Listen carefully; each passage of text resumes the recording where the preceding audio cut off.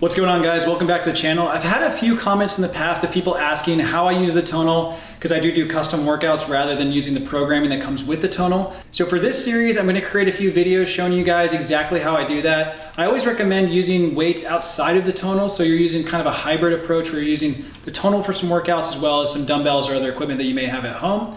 So if that's something of interest to you, definitely follow along with the series because I think you'll like some of these workouts. But before you do, you're probably gonna wanna pick up some accessories, one being the Tonal T-bar, which you can get on their website. It's kind of the T-lock, I think they call it, or the T-hook. But basically what it does is, if you can see it, it allows you to connect accessories that are not made by Tonal to Tonal using a carabiner and then whatever you buy off Amazon or elsewhere, just like this. So I have some linked in the description below that you'll be seeing throughout the workouts on these videos, but I definitely recommend that you pick some of these up for the videos because honestly, the Tonal stuff is great, but this just offers a lot more flexibility. And again, the goal of these workouts is to offer you something different, something that you don't get with Tonal, because not that I don't love their programming, I just think it gets a little stale sometimes. So I wanted to show you some things that you can do with this amazing machine as well as some stuff on the side.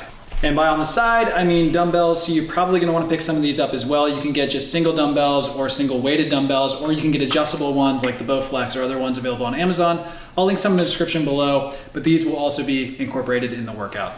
So without further ado, let's go ahead and dive into the series, and you can watch the next episode or the first workout by clicking the next link.